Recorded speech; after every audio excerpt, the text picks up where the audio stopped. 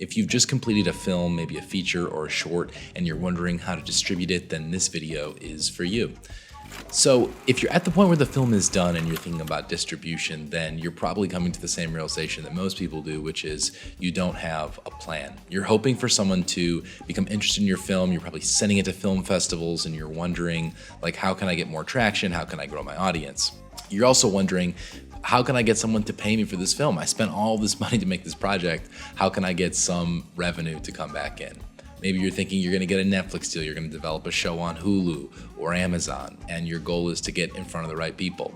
But I want to make the argument that a lot of those are not necessarily sustaining. They're more like trying to punch your lottery ticket and hoping that you win. Even if you're really talented, you can't control a lot of the outputs. The reason I say that is because there's actually a lot of potential for your projects, for your films, and things that you can do with it that can provide value to you, that can actually generate revenue.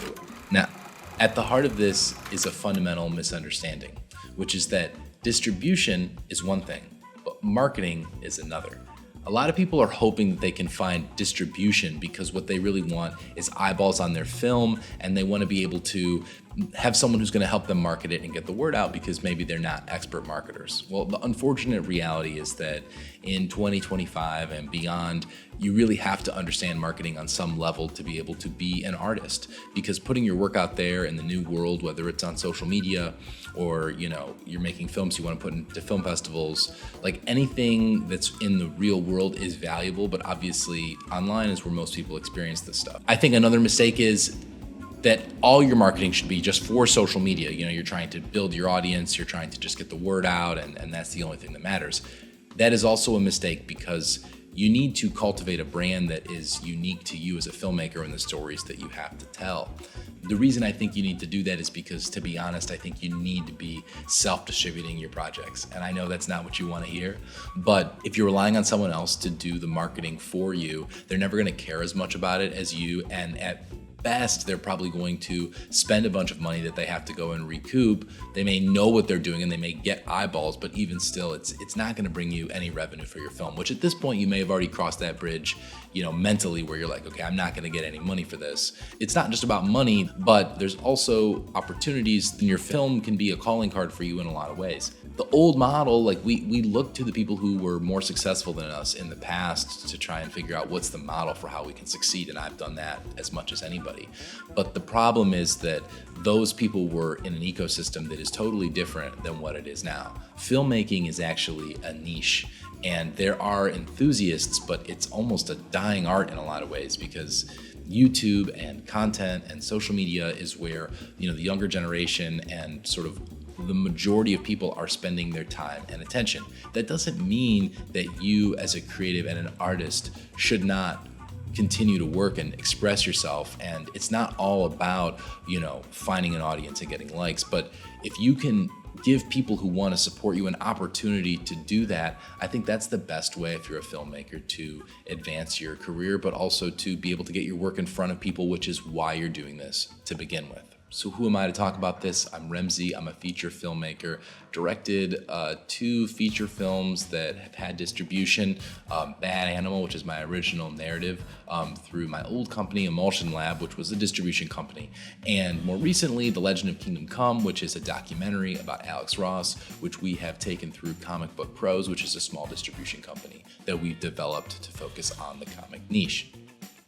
So I have sold films successfully and unsuccessfully. My first film, we've generated some revenue for it, but really I didn't know what I was doing. I was just like you, trying to find information and ultimately disappointed. We had a few offers from people who wanted to acquire the film to put it in their catalog, but I wasn't convinced that they were going to help us find an audience at all. And also they were going to take away our ability to go and market and sell the film. So we had done a Kickstarter, we had printed a bunch of Blu-rays and digital copies and streaming, and so we had already delivered the film to people.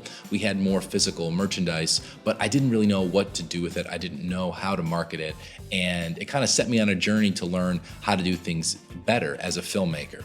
I had been really just getting by as a commercial DP and director running a production company, which I still do, but I had just kind of seen this as it was either going to work or it wasn't going to work.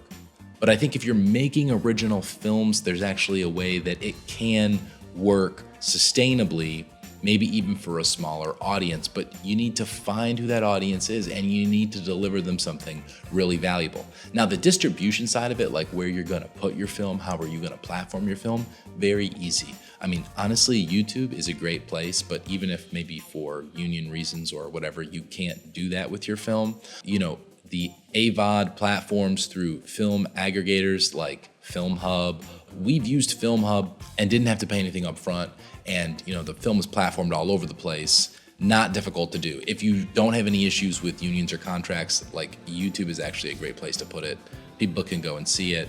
And I think that's actually pretty meaningful. So really, I think the film should be your calling card, but not to a studio, not to some, imaginary person who's very influential and powerful and rich who's out there. Like maybe that will happen for you. But instead, I think it should be the calling card for the audience that you want to build, people you can bring into the fold. Those are fans that you want to build a one-on-one relationship with, where you can deliver stuff that's really meaningful and important, the kind of work that we produce, the kind of stuff that I make, which is not for everyone, but is for those people who love filmmaking, they love the arts, and ultimately they want to support authentic, original voices. So I said my first film didn't make any money, and that's true. The second film that we did, which was for a niche, a documentary, broke even. It did $500,000 in pre-sales on Kickstarter. I think Kickstarter and crowdfunding can be a really valuable tool that I'll talk about in another video. But I think what I learned was find how to speak to an audience and speak directly to them, build that relationship, and give them good ways to support you. So it could be merchandise, it could be, it's the old model, it could be Blu-rays, it could be posters, it could be t-shirts, like ways that you can create a product that allows people to support you and your vision. And then at the same time, you're putting the film out there for everyone to see, as many people as possibly can, but you're taking that premium experience, and that's what people are paying for. That's how they support you. This is the creator-driven model. It's the future. It's already here. But if you're just showing up with your film for the first time and you want to know what to do with it, then hopefully this video can give you a little bit of insight.